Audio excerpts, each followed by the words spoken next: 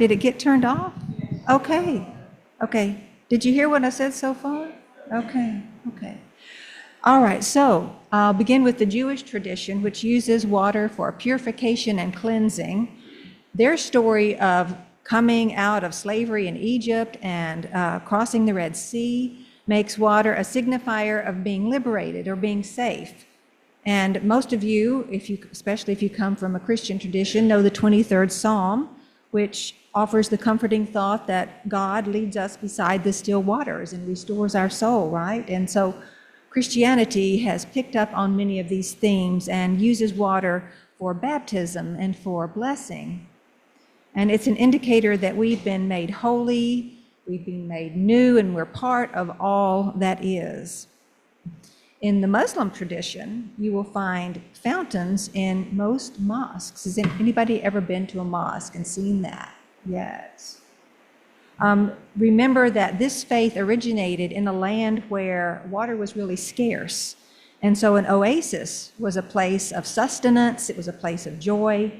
And then there were wells at these locations, and it was an opening that connected people to a life force, to a sacred ability to bring life.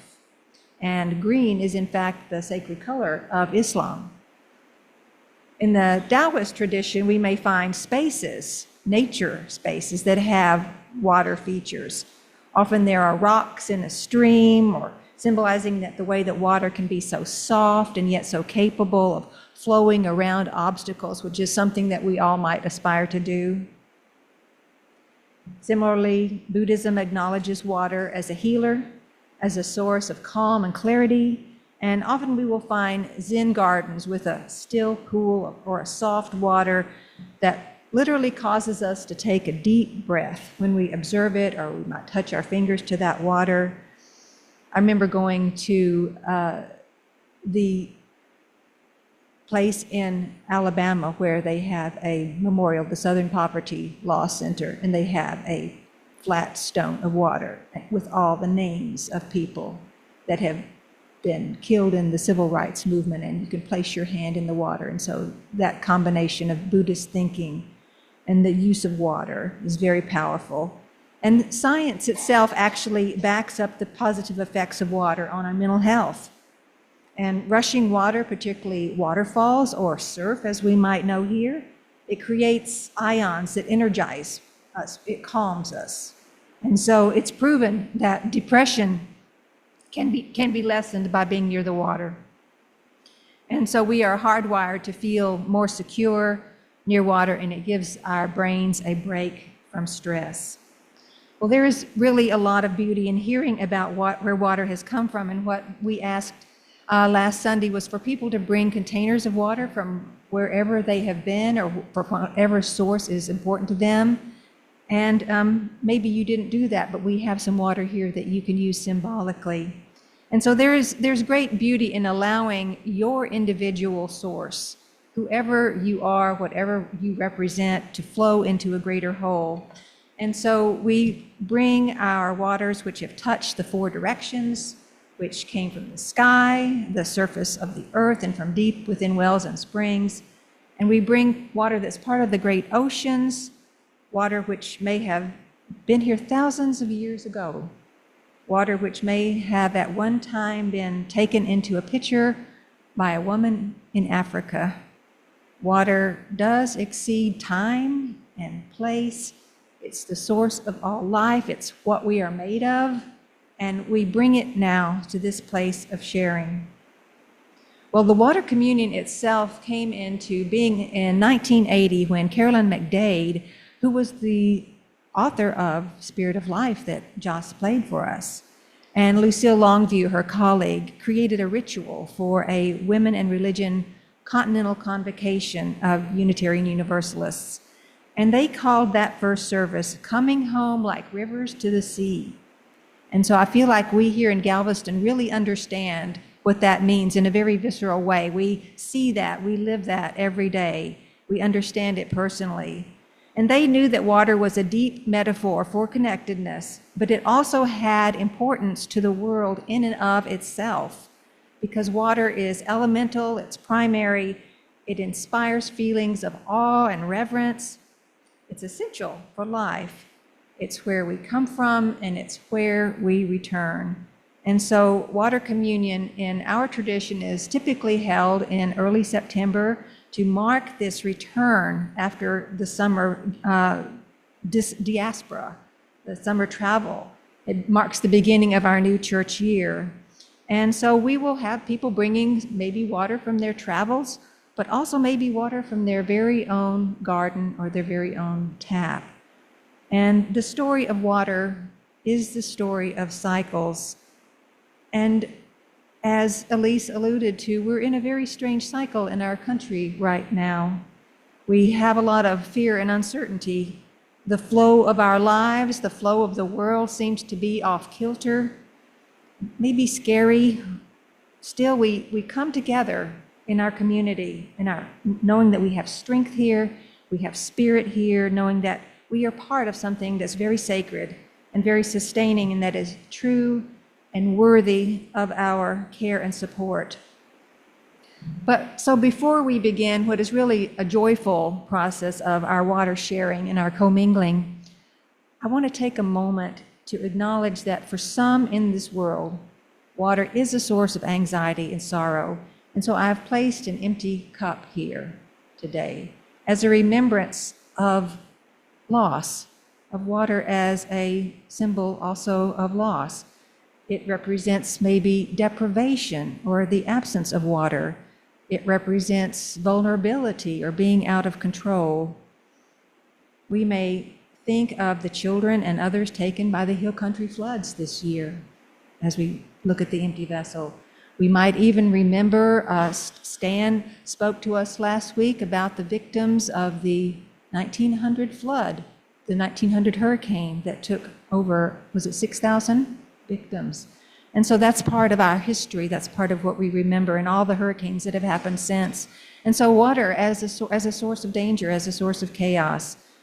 My heart also grieves right now for the people of Gaza as they stand in line starving and thirsty, for the children whose lives are endangered as they wait for someone just to give them a drink, something that they should have just instantaneously by all rights. My heart grieves for immigrants who are traveling through the desert and the wilderness, desperate for water as they try to reach a place of safety and new beginnings. And so the empty cup represents our sorrow, too, over the way that water itself has been treated environmentally, over the way that water has been damaged or polluted or wrongly appropriated and owned by some people. And so indigenous wisdom tells us that humans should recognize that water is not something separate from who we are. It is who we are. We are the water, and our responsibility is to be water keepers. It's sacred, and it's not something that should be boundaried. It should not be indiscriminately owned or used. It should be kept clean and cared for, nurtured, and shared, as we try to do with the love that we bring to our community. So let's pause for just a moment to honor the complexities and contradictions of water. And so let the first water that enters our bowl represent our tears for those who are suffering and for the pain that is in our country right now, and our concern for that the world is not as we hoped it would be at this moment in time.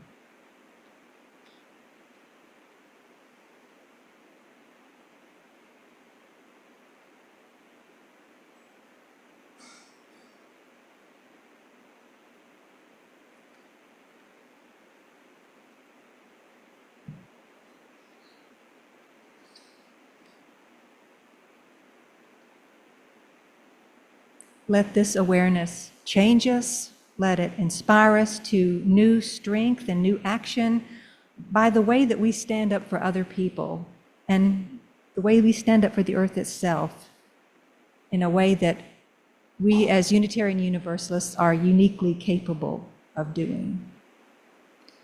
And so now, filled though with still, despite everything, with hope and joy, let us come forward and pour our own water into this common bowl and briefly share its meaning to you.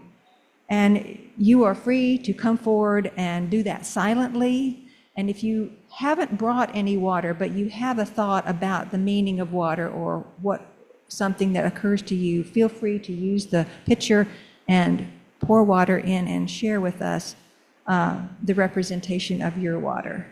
And so hold the microphone up close, and when you're done, pass it to the next person.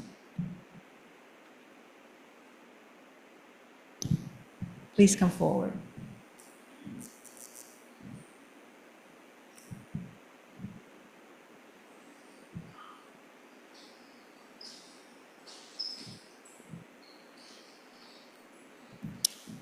Listening to Catherine speak this morning reminded me of the many years that my husband and I actually lived on the water in our boat. And I can tell you that for me personally, this is the one time in my life where it was very easy and required that you be present in the moment. The winds change, the currents change, other boaters are around you, your own boat, and you are focused on where you are and what is happening and doing it together. And I've not really been a meditator much in my life. I'm not saying it's good, but I certainly did when I was on the water because you had to be present there.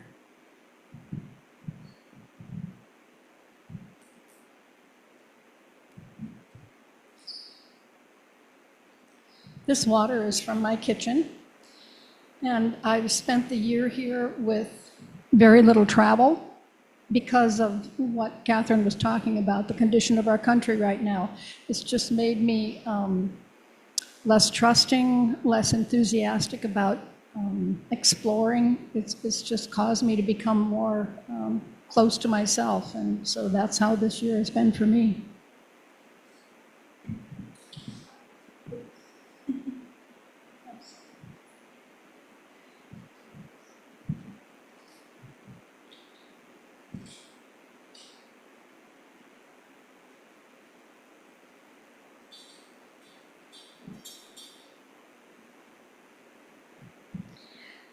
Because this was my first time here, I went around the building and saw the beautiful garden and touched my fingers to the bird bath and didn't wash them after that. So that blessed the instrument and the music that I brought here for you. And in that way, again, connection and how this current runs among us and comes from and returns to the same one source. I want to tell you all, too, that the piece that Joss played, Confluence, she wrote specially for our water communion.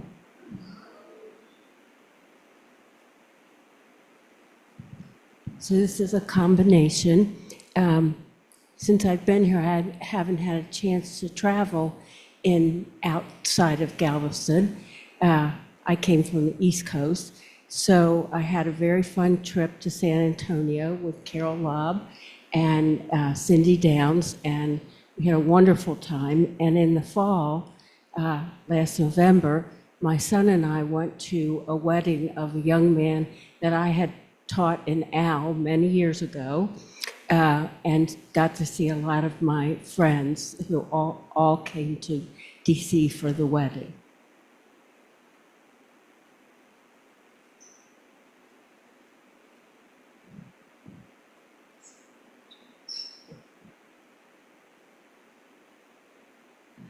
This water symbolically is from all the water around and in Disney World. The water parks and the lake that they have. This is the very first time. We just got back about a week ago. My daughter and her husband and my dear granddaughter Caroline, we were able to do a family trip, a 3-generation trip that I've never been able to do before. And it was a wonderful, fun, loving time. I love that we have Disney World water, don't you? Hi, I'm Pam, and this summer I did take a cruise with my daughter through the English Channel, the Irish Sea, and the North Channel. And we also went to the Roman Baths.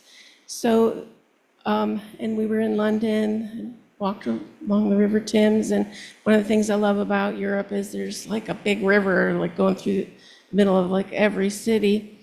But you know, you can't take water home on the plane, so I have to use this. But yeah, it's just being on a cruise, really, you get to see the water up close, right? So.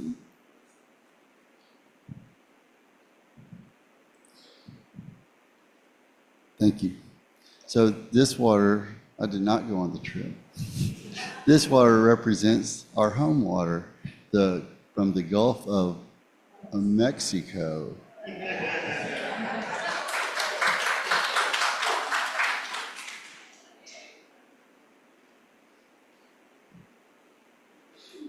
This is water from West Galveston Bay, and I always, no matter what's happened during the day or in the world, I always find some serenity in watching the beautiful sunset from my front porch over West Galveston Bay.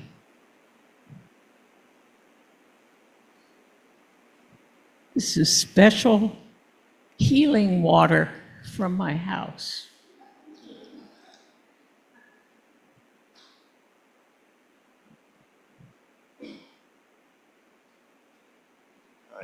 I'm Mitch, and this unfortunately represents the water that has been leaking through my roof and damaging my kitchen. My house is in two parts. There's the old part was built in 1938, and its roof is a sloped roof and got damaged during Ike. So I got it fixed. Well, now it's the flat roof on the addition is now leaking, and it's done this a couple of times. So I've got the same crew that did this roof and did my roof after Ike, but redoing my roof again. So that's just, what can you say? Historic water, but annoying water, yes. Hi, I'm Steve, and Who does not need a microphone? okay. And for me, the most interesting origin or place for water to be is in the atmosphere. So this is rainwater that I collected last Thursday. Put it in here, and I was a little bit frustrated because first I didn't get as much as I had wanted, and I really had wanted to get the rainwater from last weekend's storm because that actually would have included water from a Pacific hurricane of all things. So I find it fascinating sometimes when it rains in Galveston, the water may not necessarily be coming from the Gulf. But this storm, it all came from the Gulf. There wasn't that much. It only rained in my apartment on Thursday for about 3 minutes. But that was long enough for me to like it.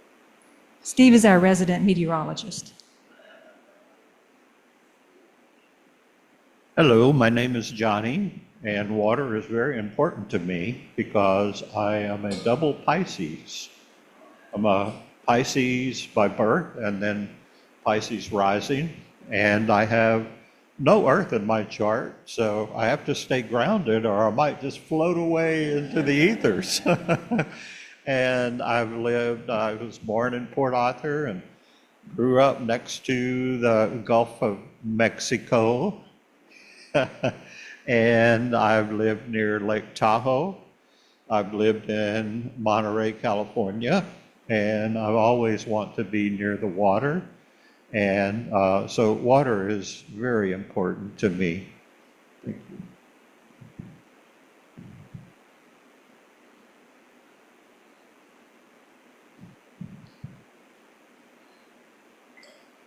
Okay, so this represents all the rivers. I read a book while I was gone called Is a River Alive? And he makes a case. He makes the case. And it's a great work. Goes all over the world. Yes, rivers are now becoming legal entities that are being protected in the courts. Thank you. This is one of my pleasures is traveling around this country and rediscovering. And on this past summer, I visited the Great Lakes for 2 weeks on the water and discovered they are truly our homes. This is for Huron, Ontario, Michigan, and Erie. And then the European called it Superior, but the Algonquin called it Gitchagumi, where Hiawatha paddled into the sunset. So thank you.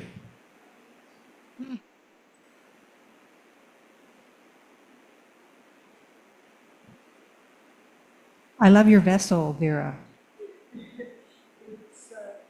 The water from River Jordan in the place when John the Baptist baptized the Christ. And it's a little bit evaporated already, but it's still, it was here. That's amazing. Thank you for bringing that.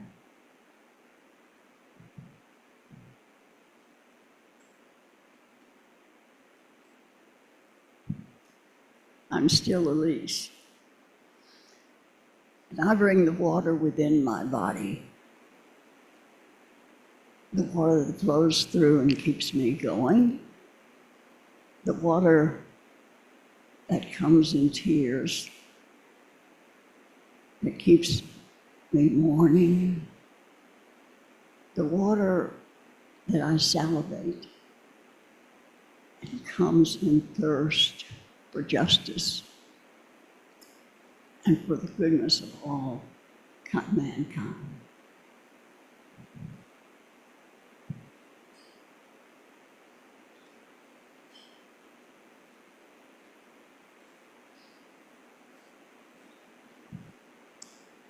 This water is symbolic from the water that I experienced on Lundy Creek, which is connected to Lundy Lake in Lundy Canyon, just on the east side of Yosemite Park. It was a very special experience for me to sit by that babbling brook.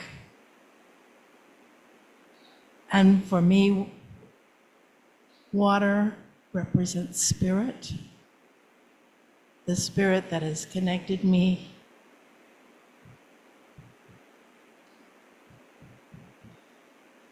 with my father, who was drowned in a flash flood when I was 6 months old. And yet, in spirit and in the water, he has always been with me. And he allows us to know that we are all flooded with love, and we are to infuse the water and the spirit with the light from the heavens that connects us all to one another. In spirit, let that love be infused to share with our world. Amen.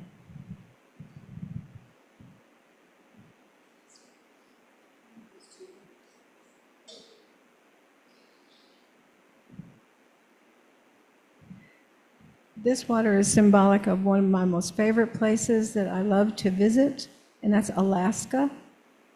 I've been there 3 times. I love it very much, but that's symbolic to me of the water that I saw melting from the ice, which is so much part of Alaska.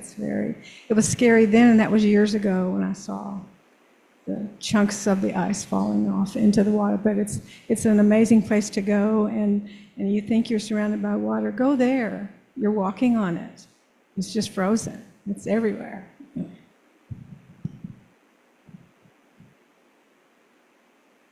So this water is symbolic of the water around Harris Island in Scotland, where Tom and I were this past, a year ago. Harris Island it's the Outer Hebrides, and it's one of the most God-forsaken places. It looks like a moonscape, and we were kind of like, why are we here? It was on a tour. But strangely enough, there are beaches there that look like Caribbean beaches. They have turquoise water. My earrings I got there, they're turquoise, white sand. It's pretty amazing. And I was thinking this morning, it's a metaphor for life. You know, the most awful place has the most beautiful stuff. So.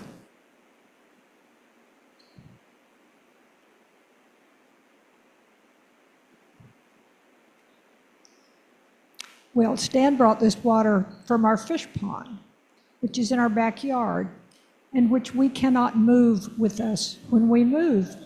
And so we're feeling sad, and I'm going to have to rehome 12 goldfish that are rather large because the people who are buying the house can't keep the pond because they have little children. So, and of course, water, please, sir. The second piece of this water is that I think it was this last spring, we had a wonderful trip on the St. Lawrence River in Canada and in the Atlantic Ocean, and that was very wonderful. It was a cruise. And the third water is, this is water that was consumed by Jesus Christ. Every bit of water that we use has been drunk by Jesus, by Mahatma Gandhi, by Muhammad. This water links us to the past and to each other and to the future. I should have let you give the homily, Margaret.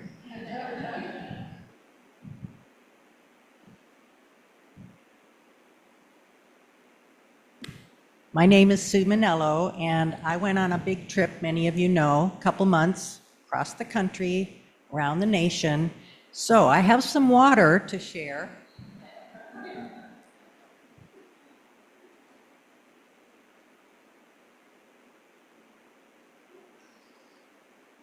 This water came from the Lasker pool, not the pool, but the restroom where I was before coming to church today. And that pool is a great resource for our community. If you haven't been going there, try to. Before that, and I drank several bottles of water this morning and refilled this. This came from the Golden Nugget, where we started our trip this summer up through Louisiana, up to Pennsylvania, across the Ohio River and Mississippi, back to the lakes of Minnesota, and used a lot of water to wash our windshield of our RV, and over to Oregon and California and saw the seals in the Pacific. So this is natural water, and it came from our beach on East Beach this morning. And I have one more thing. I'm a new Nurdle Beach Patrol person, and that's what's in here. If you would like to join me in picking up little nurdles, those plastic pellets that get in our waterways and pollute our beaches and oceans, I have lots of information for you. So the Nurdle Patrol is a citizen science project led by the Hart Research Institute at Texas A&M University, Corpus Christi. The mission is to track plastic pellet pollution, commonly called nurdles, across coastlines and waterways, remove them from the environment, and raise public awareness about this growing issue. So I have lots of information, and the training has been done. Thank you, Sue.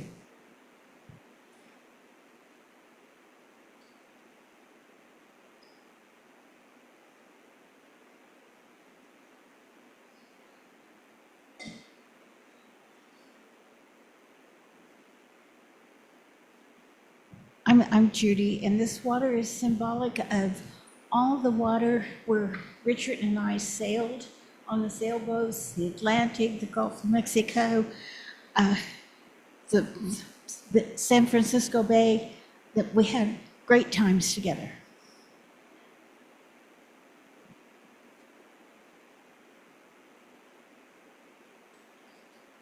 I'm Ronnie. This is water from the Guadalupe River in New Braunfels, Texas. It's advertised as the cleanest, best, purest water in all of Texas.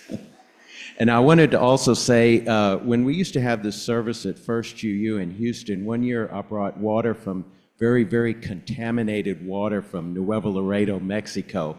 And when I brought it up there, 3 people in the audience actually started booing me because they have all this pure, pure water. And the minister stopped them and said, now, this is UU now. This is diversity. We have the good and the bad. So I'm really glad that Catherine mentioned that at the beginning. So thank you. All right, all right. So as we combine our shares and sorrows with fire, so we also lend one more pour of water for all the places that we have been, that we are in this life, and all that we respect and honor. So we bless now this water filled with our many places, filled with our dreams and our fears. In this water, there is new water formed in the atmosphere just a couple of days ago. There is old water as old as the earth. It's the water of life, and we are a small part of that. May our separate waters join into one sacred stream of living souls as we continue the work of love, justice, and peace in which we all so deeply believe. Amen. We're able, and join us in our closing hymn, Blue Boat Home. It's in the teal hymnal, number 10.